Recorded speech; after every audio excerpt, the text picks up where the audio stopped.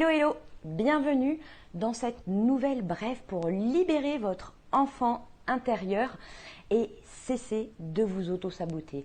Alors si vous souhaitez remplacer le perfectionnisme qui vous empêche d'aller jusqu'au bout de vos projets, pour le remplacer par des actions concrètes de qualité qui vous permettent d'avoir des résultats concrets dans votre vie, vous êtes au bon endroit. Vous allez découvrir aujourd'hui, grâce aux cartes messages Libérer votre enfant intérieur de Chantal Pisani, une carte message pour prendre conscience d'une croyance négative que vous pourriez avoir peut-être et qui vous amènerait à vous auto-saboter sans vous en rendre compte dans votre vie. Peut-être qu'il y a des schémas répétitifs et que a posteriori vous dites mais qu'est-ce qui s'est passé? Tout roulait, tout allait comme sur des roulettes et d'un coup il s'est passé un truc, j'ai fait quelque chose qui est inhabituel et finalement tout est tombé à l'eau ou j'ai abandonné avant la fin.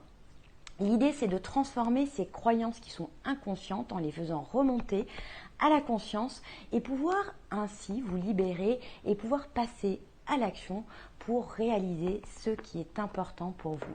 Alors, je vais attraper tout de suite le jeu de cartes que je vais battre un petit peu pour voir quelle est celle dont on va parler aujourd'hui.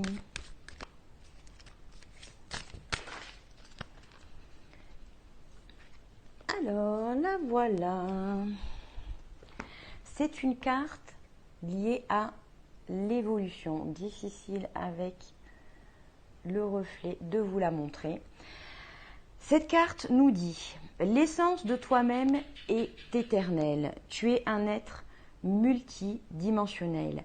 Célèbre cette part de toi-même en la laissant vivre dans chaque cellule de ton corps. » C'est vrai qu'on a tendance à prendre des étiquettes qu'on a pu nous poser étant plus petit sur la timidité, la rigueur, t'es bon, t'es moins bon, tu sais faire ci, tu sais pas faire ça. Et ces étiquettes-là, on les a prises comme si c'était quelque chose qui nous définissait, qui définissait notre identité tout entière, alors que nous sommes multidimensionnels. Moi, j'aime dire comme un diamant à plusieurs facettes. Il y a des facettes de nous plus créatives, il y a des facettes de nous plus émotionnelles, il y a des facettes de nous plus dans l'action, il y a des facettes de nous sur tout un tas d'aspects.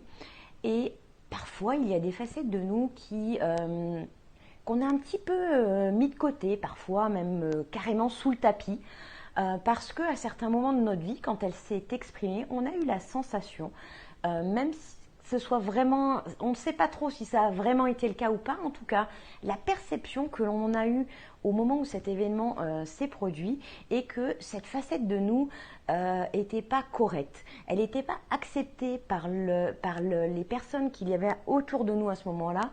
Et donc, on a eu la sensation qu'on ne devait pas l'exprimer au risque d'être rejeté, d'être mis au banc, de ne plus être inclus peut-être dans la famille ou dans un groupe amical à l'école ou dans une activité extrascolaire, parce que souvent ce sont des choses qui s'impriment lorsque l'on était enfant au niveau du primaire et avant.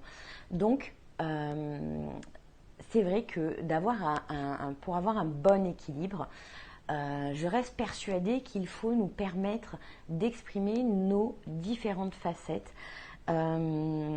Notre essence, comme le dit Chantal Pisani, pour moi je parlerais plutôt d'équilibre. L'équilibre, c'est de pouvoir laisser exprimer ces différentes facettes, peut-être celles qu'on a oubliées, qu'il peut valoir le coup de faire réémerger. Alors comment faire? Moi, je vais parfois me replonger dans des souvenirs marquants de mon enfance qui vont me permettre de faire réémerger un certain nombre d'événements. Il y a un autre moyen également, c'est de prêter attention aux événements qui aujourd'hui peuvent remuer un petit peu d'émotion aujourd'hui et de se dire « Ah oui, en miroir, peut-être que ça m'indique qu'il y a une facette de moi par rapport à la personne que je vois et qui va provoquer une émotion chez moi qui a été un petit peu oubliée et que peut-être je pourrais laisser émerger. Peut-être quelqu'un qui nous énerve parce que, je ne sais pas, il a trop de légèreté dans sa vie. C'est peut-être que de notre côté, si on le juge d'être un peu trop léger, c'est que nous, on ne se permet pas d'avoir un peu plus de légèreté dans notre vie et qu'on en aurait fort besoin. Donc, l'essence de toi-même est éternelle, tu es multidimensionnel. Célèbre cette part de toi. Une fois que tu l'as fait émerger, cette part de toi, que tu l'as identifiée, cette part que tu aurais mis sous le tapis, il sera venu le moment de la célébrer. Alors, il ne s'agit pas de sortir le champagne, il s'agit de pouvoir la regarder, cette part de vous, de la regarder avec bienveillance, de voir qu'est-ce qu'elle a de beau. Parce que jusque-là, vous êtes peut-être persuadé qu'elle n'a que des choses qui sont plutôt honteuses parce que c'est la perception que vous en avez eue à un moment.